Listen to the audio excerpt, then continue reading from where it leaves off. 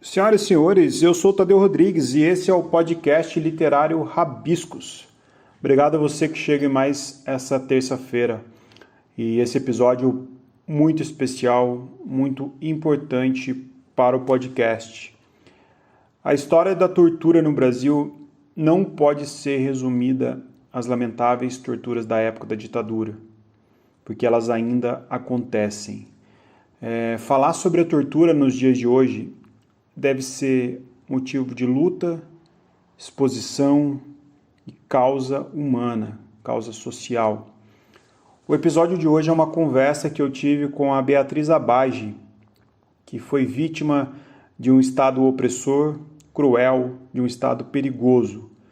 Ela e sua mãe Celina Abage, o pai de santo Oswaldo Marceneiro, o pintor Vicente de Paula Ferreira, o artesão Davi dos Santos Soares, Francisco Sérgio Cristofolini e Ayrton Bardelli dos Santos foram torturados, foram presos, tiveram por anos sua vida dizimada por conta de um crime que não cometeram. Beatriz Abage ficou nacionalmente conhecida ao lado de sua mãe como Bruxa de Guaratuba, ou para as duas, como a imprensa gostava de chamá-las, as Bruxas de Guaratuba. E o caso em questão ficou conhecido também nacionalmente como o caso Evandro. E para você que quer entender um pouco essa história, a história do caso Evandro, vou fazer um breve resumo aqui sobre o ocorrido. E talvez assim o papo que eu tive com a Beatriz Abage faça um sentido mais profundo. Tudo se desprendeu do desaparecimento de um menino na cidade de Guaratuba, litoral do Paraná, em 1992, o menino Evandro Ramos Caetano. O caso rapidamente teve uma grande repercussão e toda a imprensa nacional passou a cobrir o caso. O menino desapareceu aos 6 anos de idade lá em Guaratuba, em meio a uma série de desaparecimentos que estavam ocorrendo no estado do Paraná nos anos 90, de crianças, inclusive, com as mesmas características físicas do Evandro. O corpo do menino foi encontrado em uma mata da cidade dias após seu desaparecimento. Em Guaratuba, o caso ganhou muita notoriedade, porque é uma cidade pequena e logo ganhou a imprensa brasileira com uma história completamente passional, porque um grupo de 7 pessoas teria confessado o assassinato do menino Evandro e que esse homicídio teria ocorrido através de um ritual de magia negra. Isso foi dito exaustivamente por todos os jornais do país, num misto aí de preconceito religioso e de intolerância religiosa. E ganhou muita notoriedade também porque contava com a participação da mulher do prefeito da cidade, o Aldo Abage, a sua esposa Celina Abage e a sua filha Beatriz Abage, além dos que eu citei no começo, como o pai de santo Oswaldo Marceneiro, o pintor Vicente de Paula, o artesão Davi dos Santos, Francisco Sérgio Cristofolini e Ayrton Bardelli dos Santos. Todos então teriam confessado o assassinato do menino Evandro. O corpo do menino ele foi encontrado em 11 de abril de 92, dias após seu desaparecimento, no matagal da cidade. O corpo estava sem vários órgãos, com as mãos e pés amputados, com as vísceras e o coração arrancados, o que reforçou a tese policial da época sobre ser fruto de magia negra, bem como reforçou com as confissões dos acusados e a imprensa, todo mundo cantando o mesmo coro.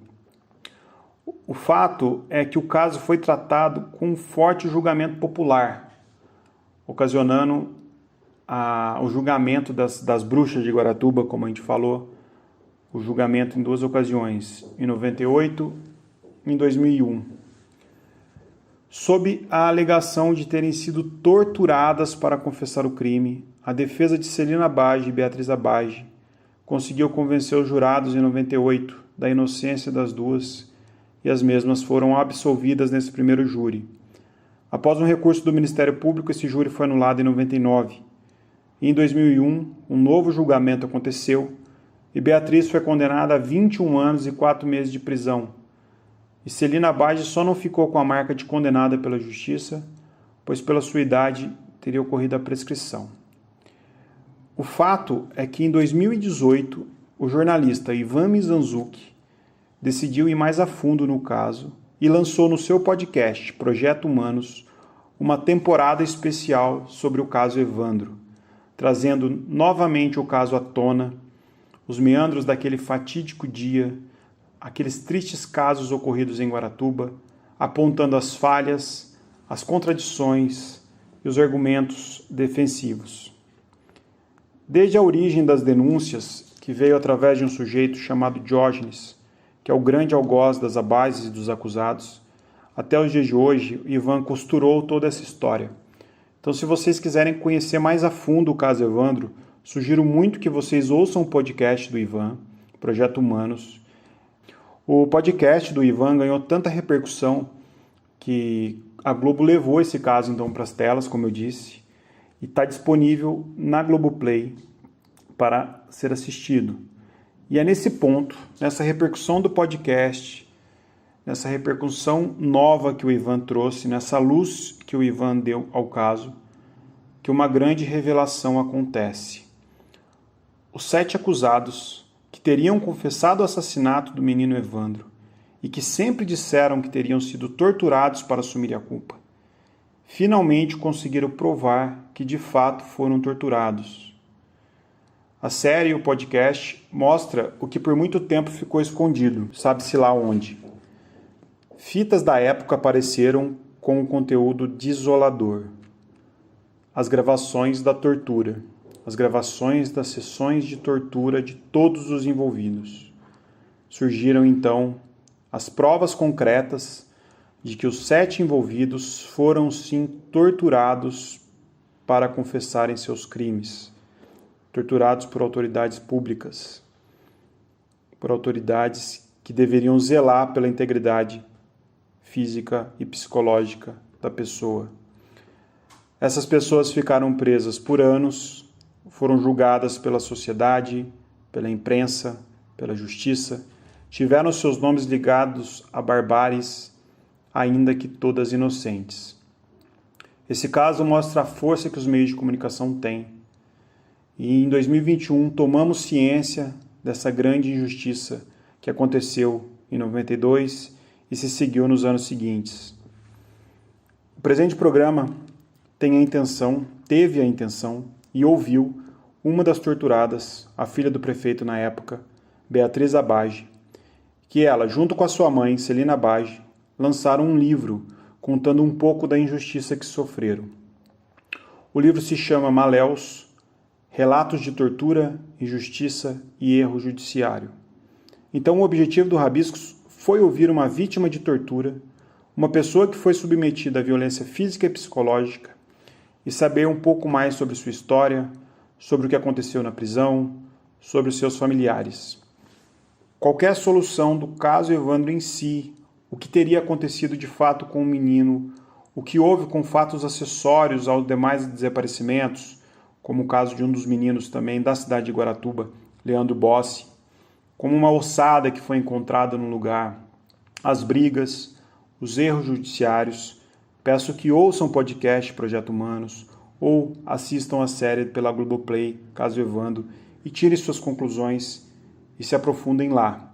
Que o objetivo do Rabiscos não é falar do caso Evandro em si, mas sim ouvir a Beatriz um pouco de como está a sua vida agora que tudo foi revelado, de como está a sua vida agora que a verdade prevaleceu com a divulgação das fitas que gravaram as sessões de tortura. E saber um pouco desse lado atual da sua rotina, do seu cotidiano, das suas relações. Por fim, eu quero enaltecer o brilhante trabalho do Ivan Mizanzuki, que agiu como um verdadeiro anjo nesse caso, nas palavras da própria Beatriz, ao desvendar pelo menos parte desse mistério, ao receber e divulgar as fitas das torturas. Peço que as pessoas fiquem atentas às hashtags Tortura Nunca Mais, 7 Inocentes de Guaratuba, que nela há séries de matérias, há uma série de material para se inteirar, para entender um pouco a função do direito humano na nossa sociedade. Bom, como sabem, o Rabiscos é gravado e editado por mim. Conto com o apoio e curadoria dos queridos Renan Arja e Lua Ferreira. Lembrando que todas as quintas-feiras o Rabiscos é sobre cinema e é apresentado pela Carol Pedrosa. Então fique ligado que quinta-feira a Carol Pedrosa apresenta o programa sobre cinema e às terças eu continuo com os papos literários. O programa eu gravei numa noite fria de segunda, juntamente com os meus amigos e companheiros de trabalho Juliano, Lorena e Alisson, regados aí a um pouco de chopp e a um cachorro quente. Espero que vocês gostem. Qualquer tipo de falha, de reverb que possa ter acontecido, eu peço encarecidamente desculpa, porque eu fiz o melhor que eu podia.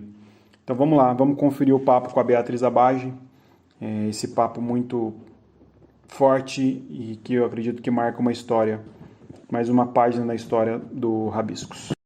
Beatriz Abage, muito obrigado por você aceitar o meu convite. Seja bem-vinda ao podcast Rabiscos. Eu que agradeço a oportunidade de poder falar. Muito bom poder falar com você e hoje podemos falar essa grande reviravolta que deu na sua vida. Graças à repercussão do caso Evandro, hoje a gente já pode falar com você, com a sua mãe, com todos os outros envolvidos, como vítimas de uma tortura, como vítimas de uma investigação mal feita, como vítimas de uma situação caótica. Como que era antes, Bia? Hoje é fácil as pessoas chegarem para conversar com vocês sobre isso, por tudo que foi exposto. E como que era antes? Vocês queriam falar, vocês tinham uma certa dificuldade de falar com a imprensa? A gente sempre teve a oportunidade de falar com a imprensa, mas a imprensa sempre ditou aquilo que a gente falava. Desde o nosso primeiro depoimento já foi dito que houve tortura, só que naquele período a gente não falava tortura, a gente falava que apanhou, que foi afogamento, que a gente tinha sido viciada, mas não falava a palavra tortura.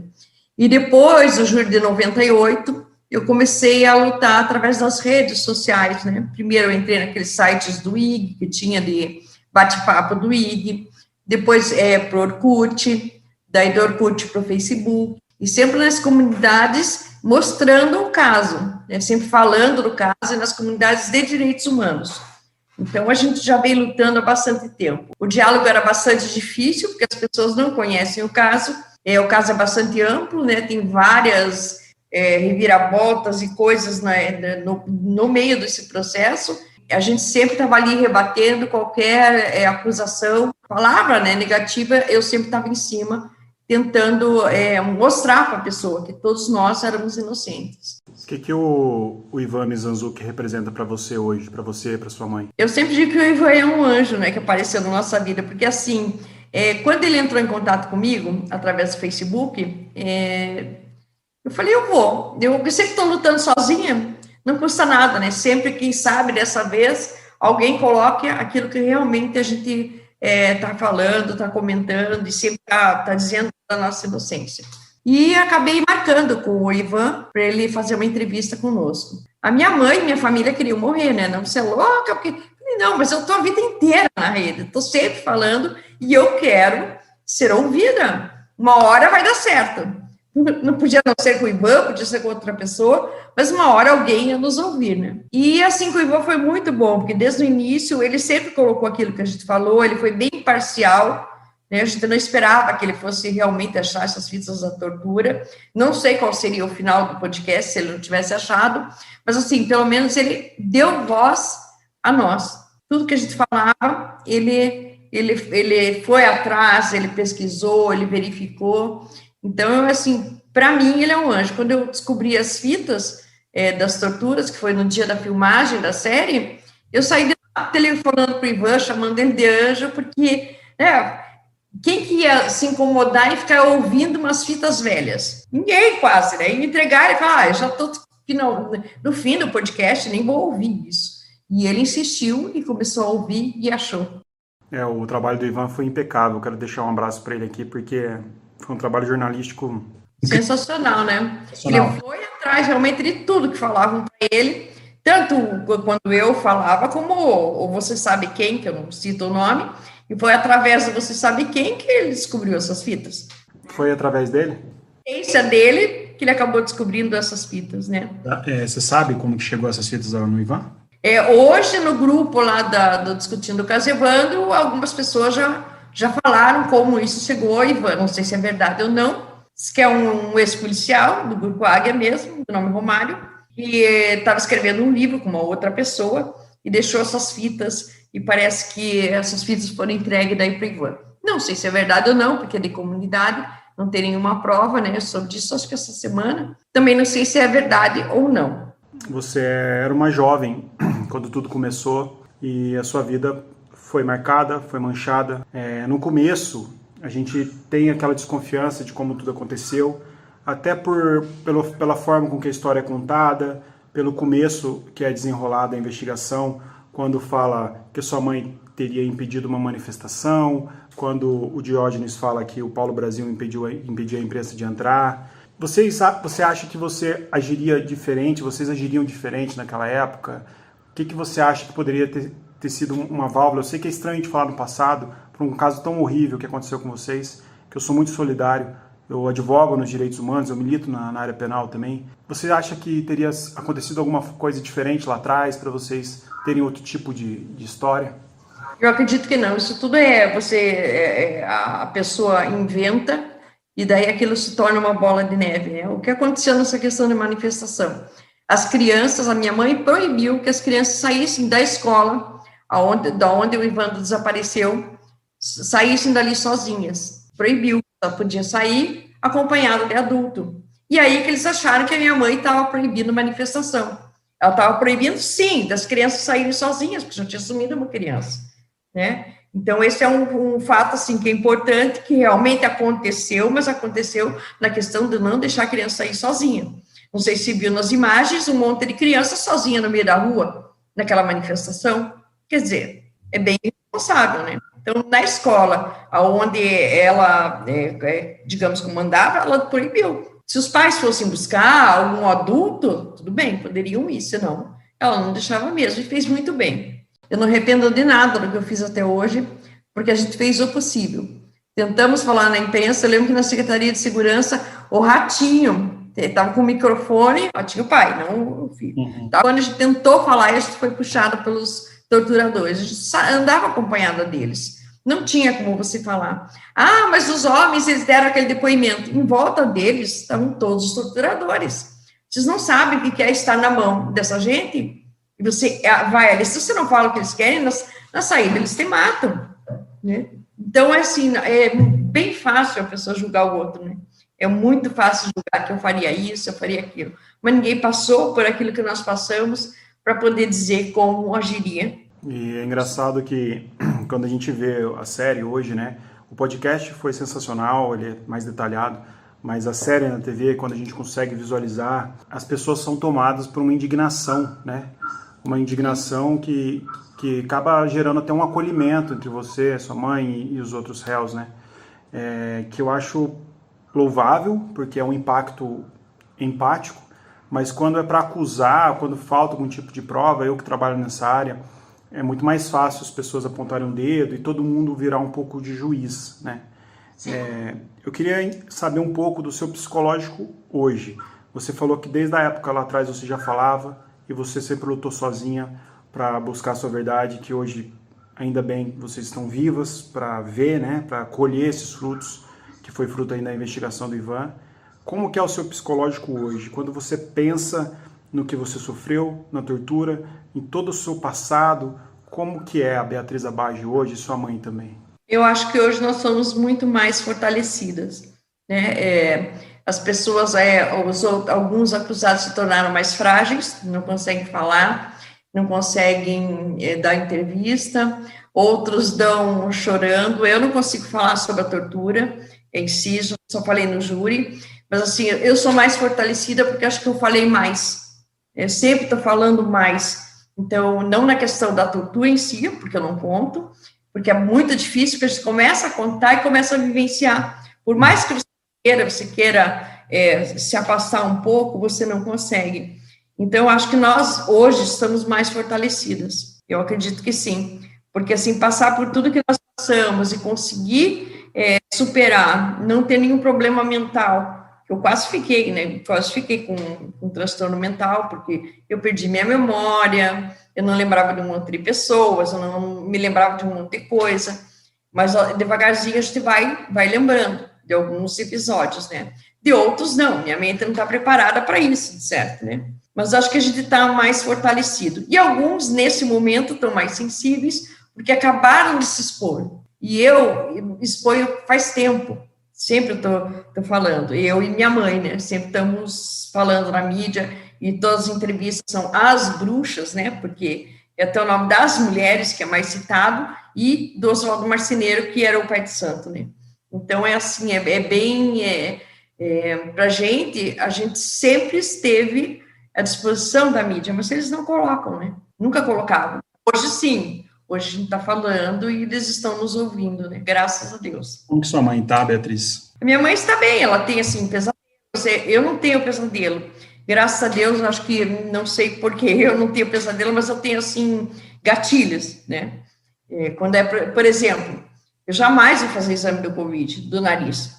Nada vai colocar dentro da nariz. Só de pensar, eu já perco a respiração, né? E ela tem ao contrário, os pesadelos. Eu, se tiver que fazer exame, eu tenho que ser de sangue no nariz, e eu não lavava o rosto, hoje já lavo. Então, foram momentos que a gente já foi enfrentando, porque a gente vivenciou e foi enfrentando. Então, ela está se sentindo como? Com tudo isso que aconteceu, ela está se sentindo...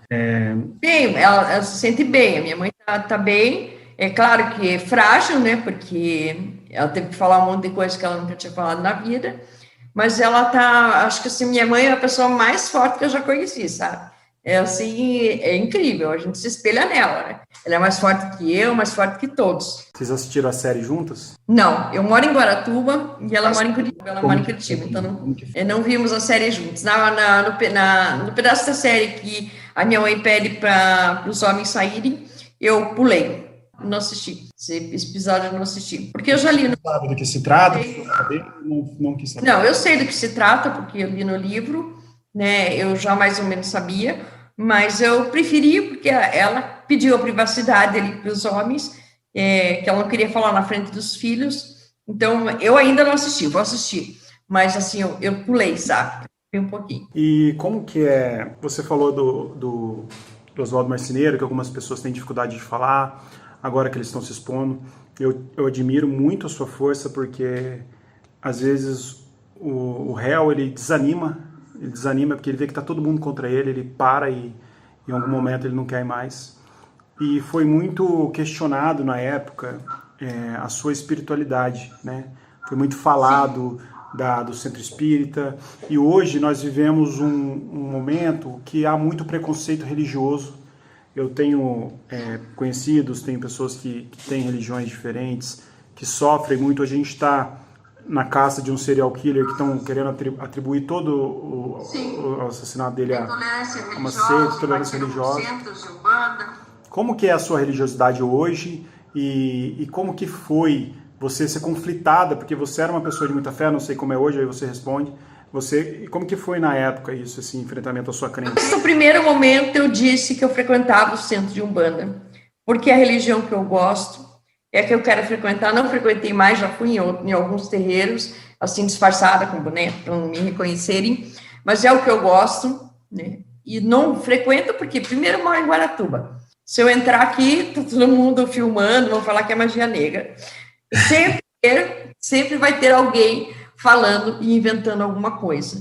Então, eu não frequento exatamente por causa disso, mas a minha vontade realmente é voltar a frequentar. Hoje não frequento porque não tenho condições ainda. Sempre estou defendendo e nunca menti. Eu sempre falei, inclusive o bispo, quando foi nos visitar, ele perguntou, você era um bandista? Eu falei para ele, sim. Eu nunca menti, nem no processo.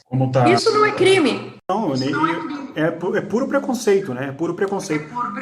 Tem até aquelas passagens que os policiais querem que o Oswaldo Marceneiro ligue o Exu ao demônio. Sim, não sabe nem quem é Exu, né? E você tem contato com os demais réus hoje?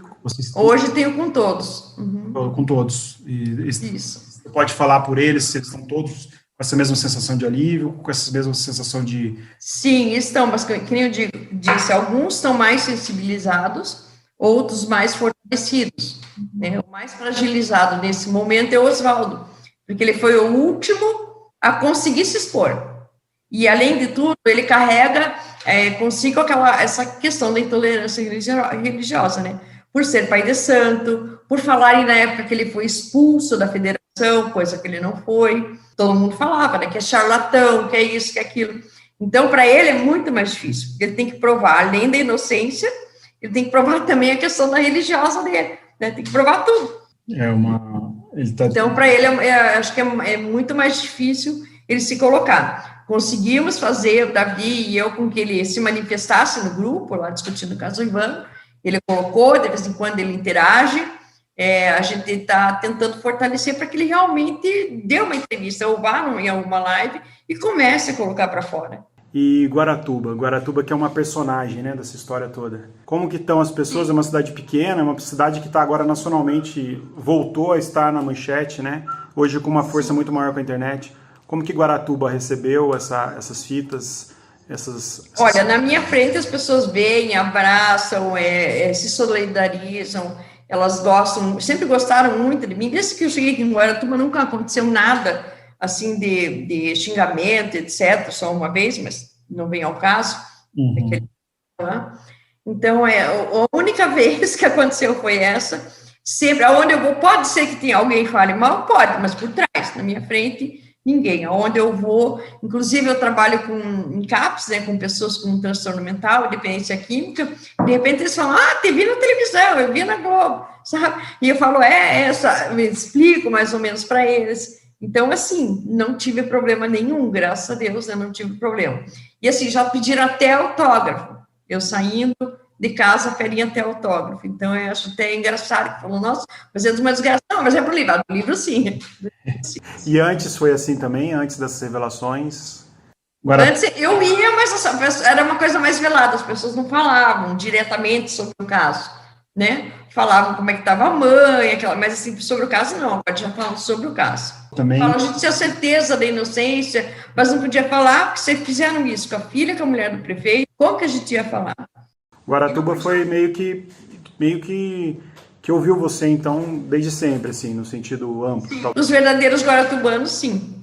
Os que moram aqui, sim. Teve um taxista, não sei se vê nas filmagens, ele tentando nos defender, ele é quase linchado, né? Isso é uma pessoa que conhecia a gente. Então, assim, os verdadeiros guaratubanos sabem quem é a família Bage, né? Conhecia o meu pai, conhece minha mãe.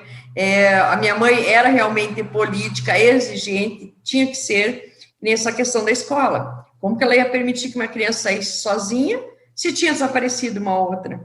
Então, de uma proibição dela nesse sentido, apareceram 1001 coisas de que ela mandava na cidade, que isso, que aquilo. É absurdo. Eu sempre falo que é absurdo. Porque falar é fácil, né? Falar qualquer um fala. Beatriz, eu queria entender um pouco como que foi o seu período na prisão. Como que foi você, uma pessoa destacada na sociedade, filha do prefeito, da noite para o dia sua vira de ponta cabeça e em poucos dias você está num presídio. Como que foi sua rotina lá? Como que você agiu para manter sua cabeça sã? E como que foi sua relação lá dentro com os presos? Como que era a sua rotina nisso? Assim, no começo eu não mantive minha cabeça sã, né? A gente ficou em um local escuro, não enxergava, não sei nem quanto tempo, se foi 15 dias, se foi 30, se foi, não sei quanto tempo a gente ficou nesse local escuro, né, que é a triagem que eles falam. Posteriormente a isso, a gente ficou só em um cubículo, fechado, eu e minha mãe, e as presas xingavam e tal. Aí, um período, eu tive convulsão por falta de açúcar, né, hipoglicemia, e daí, de repente, começaram as internas a jogar chocolate pela janela, Coca-Cola, pela portinhola, né? A gente viu, opa, tá melhorando. A gente não sabia nem quem, deixavam ali. Posteriormente a isso, aí a gente foi para o convívio. No convívio, no início foi um pouquinho difícil, né? Porque dava um chute embaixo da perna, no refeitório, etc. A gente ficava quieta, só olhava, não acontecia nada. E depois a gente entrou direto com as outras meninas, conversando, e foi tudo normal. Pelo contrário, elas nos protegiam lá dentro. Porque elas sabem quem é bandido, quem não é, quem é assassino, quem não é. Mas assim, eu entrei assim no pátio, que eu olhei, sabe quando agora você não sabia se você desmaiava, se você ficava em pé, porque você tem medo. Eu tenho 1,51 m, eu pesava 43 quilos, é pequena, né? Eu falei, agora vão matar a gente aqui. Mas não aconteceu nada, E, graças a Deus, as internas perceberam que era mais uma vítima. E vocês tiveram dois momentos processuais, né? Teve em 98 a absolvição, depois, posteriormente, foi anulado o júri e voltou-se a condenação, né? Acredito que também a cabeça de vocês deve ter ficado muito confusa. Nós vimos um Ministério Público combativo dentro do que compete e uma defesa combativa também, né? A gente viu as análises e as observações dos advogados. Como que foi a sua reação quando você viu o Paulo Marcovitch ouvindo as fitas da tortura? E eu acredito que a direção foi muito bem feita do episódio, da série, que primeiro deu carga para o Paulo falar todas as teses argumentativas, contra-argumentar tudo que a defesa falou, sem ele saber, mostrou a fita da tortura, como foi feito para você, para sua mãe, enfim. Como que foi você assistir ele? Eu vendo as torturas, assim, eu fiquei meio que indignada. Porque a gente espera realmente que um promotor de justiça fale claramente, realmente foram torturadas. E a frase dita, eu fiquei, mas é isso mesmo que o Ministério Público está falando, que o promotor disse que era uma boa para a defesa, alguma coisa assim. Prato cheio para a defesa. Foi prato cheio para a defesa. Sabe, não é prato cheio para a defesa. Né? É isso verdade. não é, né? Isso é uma violação de direitos humanos. E que tem que ser tomada alguma providência, que o Estado tem que dar uma resposta. Então, não tem nada a ver com defesa, é violação de direitos humanos. Então, eu fiquei bastante indignada, falei, meu Deus, nunca vão reconhecer, né? Mas o importante é que várias pessoas estão ouvindo, estão escutando, estão vendo que realmente houve tortura e como foi montada toda essa confissão, entre aspas, né? Porque isso não é confissão, a gente falava aquilo que eles mandavam dizer. E não foi só nesse momento que apareceu no podcast que eu dei mensagens, foram outros momentos. Então, deve ter mais fita. Foram outros momentos, em vários momentos, cada vez que ele parava o choque, eu falava uma frase antes, sabia que eles estavam gravando. E eu tinha certeza que iam me matar. Eu falei, então eu tenho que fazer isso, porque alguém vai saber que eu sou inocente. Vão me matar e eu não vou ter voz. Então, eu pensava assim muito rápido na hora. Tanto é que quando eles mandaram eu tomar banho, que eu estava bulinada, evacuada, tudo, eu deixei uma calcinha no banheiro para provar que realmente a gente tinha estado naquele local. Isso essa parte você falando isso é muito chocante, né? A gente vê um aparelhamento estatal fazendo isso, né? E não ter para onde correr. Quero fazer uma pergunta um pouco sensível, você fica à vontade para responder, mas em relação aos torturadores, eu sei que o caso Evandro deu força ao movimento Tortura Nunca Mais, né? Voltou-se a falar muito nisso. O 7 Inocente de Guaratuba, uma hashtag que está super usada. Em relação aos torturadores, Beatriz, o que você pensa em termos de punição no Brasil e o que você pensa em termos de comprometimento do Estado com as torturas? Eu acho assim que o Estado vai ter que tomar providência. Se não tomar, nós vamos usar a Comissão Interamericana de Direitos Humanos, porque não é possível que as pessoas, que esses torturadores não respondam. Muitos estão vivos, eu os vi na série, um deles deu entrevista para a série, e eu não tenho medo de dizer, e falo na frente dele, ele estava presente. Você fala o nome dele, não? Você fala o nome dele, não? Quem que é? O nome dele é Silvestre. Silvestre. A entrevista na série é um dos torturadores. Estava tanto na nossa tortura, o Davi também reconheceu ele, o Oswaldo Marceneiro também reconheceu ele, e na hora que eu vi aquela pessoa na série, que eu fechei o olho, que eu ouvi a voz, eu já saí vomitando. Então, eu reconheço todos os torturadores, não adianta, porque eu reconheço, para passar 10 anos. A voz eu vou me lembrar a vida inteira. E é fácil comparar a voz nas fitas e a voz da tortura. É fácil verificar quem estava à nossa volta, quando a gente estava sendo escoltada lá na Secretaria de Segurança, que a gente quase foi linchada, e verificar quem está ali quem eram os torturadores, porque eram todos aqueles. Então, a identificação é bem fácil. E o Estado também tem que nos dizer quem participou dessa prisão. Quem são essas pessoas, né? Ser responsabilizado, sim. O Roberto Requião, acho que até colocou no Twitter esses dias que estava conversando com o Ivan, não sei se eles querem... Sim, parece que vai dar uma entrevista, também não sei porque a gente não soube mais nada. Apareceu ele dando uma entrevista para a Globo, mas também não foi ainda divulgado, então não sei. Estamos aguardando. Mas ele era governador na época. e a polícia era dele, o secretário de segurança era dele, o secretário que falou na minha frente que deveriam ter torturado mais essa cadela, desculpa a palavra, mas foram as palavras do Moacir Pavete, era dele. E isso, desde o meu primeiro depoimento, eu disse. Os advogados que estavam presentes assinaram sob protesto, pedindo para colocar a fala do secretário de segurança, e eles não colocaram. Porque eles pediam para colocar aquilo que eu estava contando, e eles não colocavam. Então, é muito difícil a pessoa falar, por que você não falou desde a primeira vez? Que nós falamos. Desde o primeiro depoimento nós falamos. E está a prova, os advogados assinando sob protesto, porque não colocavam aquilo que a gente estava falando. Então, é incrível o que o Estado faz para fabricar bandido, né? O que você acha, Bia, que aconteceu? Por que você acha que foi canalizado? A gente entende da briga política, a gente entende da força política que seu pai tinha, o Paraná não é um estado grande, a gente sabe de tudo isso. O que você acha que canalizou tudo? Digo que eu acho que é assim, houve uma denúncia da Procuradoria de Investigação Criminal, essa denúncia foi levada ao governo, né, à secretaria, e uniu o útil ao agradável, né? Várias crianças estavam desaparecendo no estado do Paraná, e a partir disso foi resolvido todos os casos, né? Foi tão resolvido que tem uma sala de menina, que até hoje, acho que nem inquérito abriram, né? Leandro Bossi, cadê Leandro Bossi? Na hashtag a gente também está fazendo onde está Leandro Bossi. Então, todos os casos foram resolvidos e nenhum mais foi investigado. Eu lembro que eu morava em Curitiba na década de 90, e eu era pequeno, eu tinha a idade do Evandro, né? E quando o Guilherme sumiu em Curitiba, que saiu em saco de pão, ônibus, minha mãe morria de medo de deixar, porque eu tinha as características físicas até parecido com ele, assim. Eu lembro como que foi um frenesi na época, né? Então, acho que a política estava muito ligada a isso também, né? Dar essa resposta, né? Vou fazer uma pergunta também, se você sinta vontade para responder. Eu sei que você não fala o nome dele, mas em relação ao Diógenes. Ele mora em Guaratuba ainda? Mora. Uhum. Cruza com ele às vezes, uma cidade muito pequena. Você sabe como que ele está reagindo a tudo isso? Não sei como ele está reagindo, não tenho interesse nenhum de saber. Ele que vai ter que responder, né, as coisas que ele inventou da cabeça dele.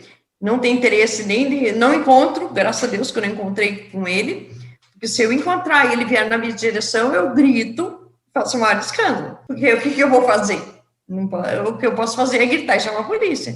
Tá certíssimo. Eu não posso fazer mais nada. Não sendo que se ele anda por aí, se ele anda pela cidade, se não anda, eu sei que ele mora aqui. Tá.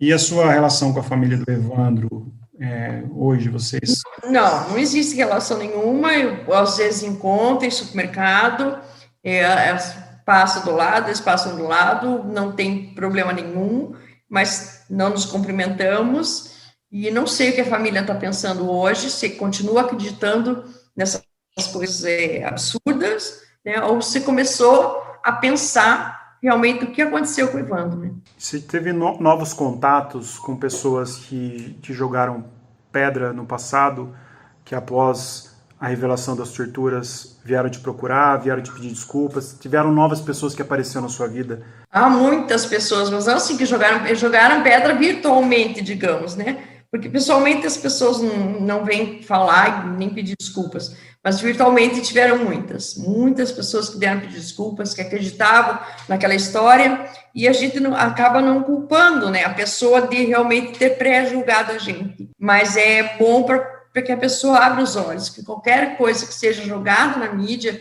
comece a observar, a perceber aquela pessoa, se ela está marcada, como que era a vida dela, se ela tem antecedente, um monte de coisa. Eu não tenho nenhuma multa de trânsito, a gente não tem, sempre estava trabalhando em prol da comunidade. Eu vim para Guaratuba para ajudar meu pai na administração, para montar um centro de atendimento especializado de crianças que eu tinha em Curitiba, para montar os moldes do meu aqui em Guaratuba. Então, como que da noite para o dia, 7 pessoas que não se conhecem entre si, viram assassinas de um crime de criança horroroso desse? Então, é só para parar um pouquinho para pensar, né? Você tem filhos, né? Acho que você tem... Tenho 3 filhos. Como que eles cresceram, Bia? Como que foi a sua relação com eles nesse momento, né? A vida dos meus filhos sempre foi muito difícil. Eles sempre tiveram que lutar contra a discriminação. né? O Lucas foi o filho que mais deu problema, ele está preso hoje. As pessoas, inclusive, vêm falar, filho de peixe, peixinho é árvore, não cai longe do pé. Esse tipo de absurdo que a gente costuma ouvir. O Lucas, ele desde pequenininho, ele chegava para os amigos, ele falava assim, minha mãe está presa, você quer ser meu amigo ou não quer? Então, a criança, ele não podia ver polícia, que ele se escondia embaixo do carro, assim. Ele se abaixava e falava, tio, olha, a polícia se esconde. Já começou assim. Então, o meu filho ficou à margem da sociedade. Ele não tinha os amiguinhos na escola, tinha, mas era sempre aquela margem. Então, para onde que ele foi? Para as drogas. Ele começou a usar drogas, e em função disso, ele realmente cometeu crimes e está pagando por isso, e eu não vou admitir que falem do meu filho. Ele passou a mão na cabeça, ele está pagando por aquilo que ele fez, mas ele tem diagnóstico de transtorno mental. Então, as pessoas têm que respeitar um pouquinho. Transtorno mental por quê? Pela dependência química dele. Ele foi realmente por esse caminho. As meninas já souberam elaborar bem, a irmã gêmea do Lucas trabalha hoje, já é formada. A mais nova eu tive depois, fui contando para ela aos poucos. Ela foi sabendo aos pouquinhos, também bem resolvida. Inclusive, uma ou outra pessoa está indo atacá-la na internet, fake, né? Fazem fake para atacá-la e ela dá risada, brinca e bloqueia e pronto. Então, assim, eu sempre falei para os meus filhos para enfrentarem a vida. Chamou você de bruxa, vai e conversa. Vai e responde. Sempre falei isso, nunca escondi o meu sobrenome, quem eu sou, quem é minha família, e meus filhos também nunca esconderam. Mas sofreram bastante. E o Lucas, eu acho que é mais uma vítima desse caso. Eu te admiro muito, porque quando começou o caso Evandro, não tinha ainda as informações das fitas, e você já era uma pessoa muito ativa nas redes, participando dos grupos, correspondendo às pessoas, você já estava lá dando sua versão. Isso eu acho que é muito emblemático, assim, de fato, e você já era combativa na rede, você já tinha essa relação forte com as pessoas, né? E você continua, né? Você continua conversando com as pessoas, dando essa liberdade para as pessoas. Continuo. Eu respondi, assim, no dia que saiu o último episódio da série, eu nem sei quantas mensagens eu tinha. Eu terminei essa semana de responder as pessoas. Né? Quer dizer, de um por um, eu fiz questão de responder muita mensagem diariamente, e eu respondo a todos, né? À medida do possível. Eu, às vezes, fico até de madrugada respondendo, porque eu acho que, assim como eu queria algum retorno, estou tendo, e eu acho que elas merecem pelo menos uma resposta. Obrigada pelo apoio. E você e sua mãe estão lançando o livro Maléus, Relatos de Tortura, Injustiça e Erro Judiciário. Queria que você falasse um pouco do livro agora, como que foi isso, como que você e sua mãe decidiram escrever. A minha mãe já está escrevendo esse livro desde a época do presídio. Ela escrevia em caderno, né? Ela escrevia porque ela queria contar a história para os netos não pensarem que ela era bruxa e que a tia era a bruxa. Então, ela começou a contar já naquele período do presídio. E eu, bem antes do julho de 2011, eu comecei a escrever, porque eu acho assim, que quando você coloca para fora, você melhora. Você não pode guardar tudo para si, porque você adoece. Então, eu comecei a fazer tipo um diário para mim mesmo. E esse diário que virou o livro, que daí eu fui escrevendo. Quando a mãe falou para mim que apareceu o podcast e tudo que apareceu nas fitas, a mãe falou, Bia, vamos editar o livro? Eu falei, vamos. Só que como que a gente vai fazer? Tá tudo muito cru, né? O meu é um diário, mais ou menos. E é esse diário que está no livro, como eu realmente escrevi. Aí a mãe falou assim, mande para a Sheila, tua irmã, que ela organize. E a gente mandou. E a Sheila que foi organizando as partes que a mãe escreveu, outras partes a gente tinha escrito igual, mesma coisa, daí ela foi escolhendo de uma, de outra, e ela que organizou o livro para depois encaminhar para a editora. Então, assim, era o que a gente queria. Né? Já lançou? Já lançou. Não podem ver, mas você pode. Onde que o pessoal acha o livro? Como que faz para ter? Tem no site da editora, tem na Amazon, tem na Livrarias Curitiba, tem várias outras livrarias, mas assim, na Amazon, quem quiser online, tem na Amazon e no site da editora. O que a gente pode encontrar no livro, Bia, de diferente, ou de essa parte mais subjetiva de vocês, mais introspectiva? Conta, né, desde o momento que a gente foi sequestrado de dentro de casa, até o momento do júri de 98, fala um pouquinho do júri de 2011, onde eu somente fui condenada, porque minha mãe não foi para júri, porque tinha prescrito, ela tem o status de inocente, mas eu não sossego com esse status de condenada, eu não aceito, e eu vou até o fim, quero ser absolvida, porque eu não devo, e por isso que eu coloco minha cara assim nas redes e falo, porque assim, o inocente esperneia, ele não vai ficar quieto, ele não vai aceitar aquilo que as pessoas acham que você é uma assassina, né? Ainda mais com criança, que a gente sempre gostou. Meus gêmeos são adotados, isso eu nunca falava no início, né? Eu adotei quando era solteira, e não admitia que os advogados falassem que meus filhos eram adotivos. E, aliás, quem que me deu em adoção foi a juíza Anésia. Quer dizer, que se eu fosse assassina, ela não ia tirar meus filhos de mim. Ela ia pelo menos tentar, né? Nem isso ela tentou. É uma pena que ela já faleceu, porque ela teria muito a responder hoje. Teria mesmo, acho que para ela seria emblemático. Então você conta no livro até o momento da condenação, do segundo júri, né? Sim, da condenação, depois do indulto, né, do podcast. Quem faz o prefácio do livro é o Ivan, e o pós-fácio quem faz é a doutora Isabel Mendes, que é do Tortura Nunca Mais. Que legal, 2 nomes bons aí, né? O Ivan virou um amigo, pelo visto, né? O Ivan é um anjo. Eu falo para ele que ele é um anjo, ele fala, não sou, é assim. Foi assim, que nem eu disse, a pessoa que recebe um monte de fita velha não vai escutar. E ele escutou todas as fitas, né? Então é um anjo mesmo. Qual que é o próximo passo agora? Vocês estão entrando com a revisão criminal? Sim, a gente está entrando com a revisão criminal, está pronta, já só falta entrar com a revisão criminal. E se não for aceito, a gente vai para as comissões, mesmo a Corte Interamericana de Direitos Humanos. Eu vou continuar falando. Não aceito, eu vou continuar falando. Você teve uma opinião midiática muito forte e agora você acha que dá para falar que a opinião midiática está do seu lado hoje? Eu acho que sim, que tem bastante essa hashtag. Nossa, até eu levei um susto com a hashtag que subiu bastante, né? E muitas pessoas, só no grupo tem 11 mil pessoas no grupo discutindo o caso Evandro. Não que todas sejam favoráveis, mas a maioria é, e quem não é, vem, questiona, pergunta, a gente responde, porque foi assim que eu fui conquistando também as pessoas. Ah, sou culpada por quê? O que você acha? O que eu fiz? Como é que... Então a pessoa falava e eu respondia. A pessoa falava, tanto é que umas dizem assim que eu sou muito grossa, que eu sou muito estúpida. Não é questão de grossura, de estupidez. Eu mostro ali, e as pessoas às vezes não querem aceitar aquilo que a gente está falando, né? E acho que a gente é grossa. Mas hoje já tem outra visão. Hoje a gente falando já é mais fácil da pessoa entender.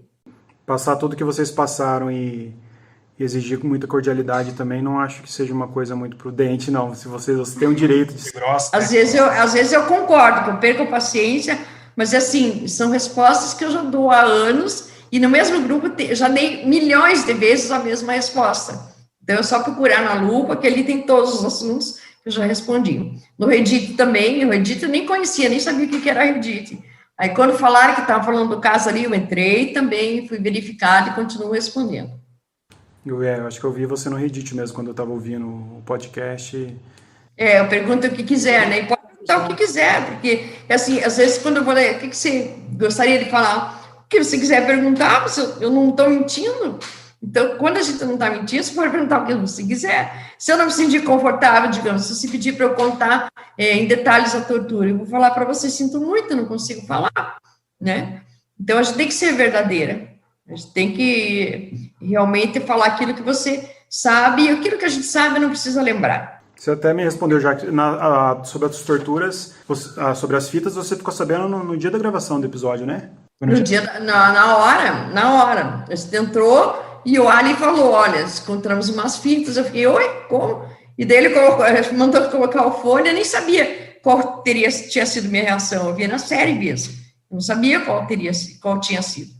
Eu sei que chorei bastante no final, porque, nossa, estava ali a prova daquilo que a gente falou a vida inteira, né? E se não tivesse aparecido essas fitas, continuaria lutando do mesmo jeito. Eu vou ler seu livro, eu admiro a coragem, eu fico feliz de ver um resultado assim, porque, como eu falei, eu advogo na área criminal também, e quando eu vejo as pessoas bradarem de justiceiros por aí, eu falo, vocês não têm ideia de como que funciona uma investigação criminal, vocês não têm ideia de como que o Estado é falho, falta É equipamento meu sonho trabalhar nessa área, mas a OAB Paraná não está permitindo, está aguardando. tecnológico. Já passei desde 2016 no exame da ordem e estou esperando. Não estão liberando a OAB Sul. Não, foi negado já até no pleno, agora vamos ver se vai para o federal. Mas agora, talvez, né, ainda as pessoas te ouçam, né? Não sei, mas eu vou continuar lutando. Eu fiz a faculdade, passei no exame da ordem. Tem tantas pessoas que até cometeram realmente crime, que fizeram a reabilitação criminal e estão advogando. Eu acho isso maravilhoso, que tem outra visão, né? Estiveram lá dentro do furacão, sabe como é que funciona o Brasil. Casos aqui no meu escritório de advogados que cometeram crimes, foram condenados. Sim, eu acho maravilhoso isso, né? É esse o objetivo realmente da pena e de melhorar. Agora, se não dão oportunidade, eu não cometi crime nenhum e não querem me dar ordem, eu vou continuar insistindo. Eu acho que vai reverberar muito ainda esse caso, as pessoas estão voltando a falar. Eu falo até para os meus pais que quando eu comentei do caso Evandro, a primeira coisa que minha mãe e meu pai falou na frente foi assim, eu falei, pai, mas vocês lembram do caso Evandro, que a gente morava em Curitiba? Meus pais falaram, a gente lembra sim, foi o caso das bruxas de Guaratuba, era a primeira coisa que veio na cabeça. E hoje é tão bom falar assim, depois eu falei para os meus pais, você lembra aquele caso? Então foi provado agora a tortura delas. Eles ficaram assim, como assim e tal, vão assistir e tal. E então, quando a gente vê a justiça sendo feita, ainda que por um jornalista, né, acho que uma galera quer contratar o Ivan para descobrir crime no Brasil, porque ele fez um trabalho de fato de descobrir coisas nas entranhas, e é muito incrível isso. E Bia, obrigado, poxa, não tem nem palavras para te agradecer. Acho que essas curiosidades nesse meio do caminho que ficou, falar um pouco do seu livro, tá? A gente tem um podcast voltado aos escritores contemporâneos, que você hoje é uma escritora também, você e sua mãe. Eu deixo aqui minha solidariedade a vocês, a todos os outros 6, né? E acho que são... Eu que agradeço. Tem um falecido, não? É um falecido? O de Paulo é falecido. Os outros... Os vivos E também. agora apareceram até os filhos dele. A gente não achava, e apareceram os filhos dele. Um deles mandou mensagem. Foi na segunda-feira, não, hoje é segunda. Foi no sábado que o filho me mandou mensagem. Eu até coloquei no grupo, contando que eles não foram abandonados pela família, que só eles não conseguiram entrar no presídio quando ele estava no complexo médico penal, mas que ele acompanhou o pai quando estava no hospital, antes de ir preso novamente. Então, assim, é bem bonito ver, assim, que os familiares estão aparecendo, né? Eles não tinham coragem, e acho que vendo a gente ali no grupo, eles estão tendo coragem de aparecer. E isso também é importante. Imagine quantos anos eles carregam isso, né, e não podendo falar nunca. Nem o seu sobrenome. Muitos esconderam o sobrenome. Então, acho que isso também é muito importante, até para as outras famílias, né, também. E muito forte isso. Para fechar, eu queria propor, assim, que você falasse aí suas palavras finais e se você pudesse dar um recado. Eu não sei, sinceramente, se esses torturadores estão tendo acesso a todas essas informações. O que você falaria e qual seria a sua mensagem para isso? Coragem de contar aquilo que eles fizeram, né? Isso nunca vai acontecer, porque torturador não vai confessar nunca aquilo que fez, que sabe que é crime. Mas que eles pensem na mulher deles, na filha. E o que eles fizeram conosco, pode alguém fazer com as filhas dele, e quem que vai lutar por elas? Né? São pessoas como nós que sofremos, que vamos lutar por elas. Então, todos têm família. Então, não faça com os outros aquilo que não quer que faça consigo mesmo. E que tenham a coragem e a humildade de vir e contar o que realmente aconteceu. Obrigado. Obrigado mesmo. Eu que agradeço. Rabisco está de porta aberta. Quiser falar comigo, quiser trocar uma ideia, também estou à disposição. Não tem nem como te agradecer ao seu tempo de uma segunda noite, quase uma hora conversando comigo. E obrigado mesmo, Bia. Eu que agradeço a oportunidade, tá? Um abraço a todos. Abraço, tchau, tchau.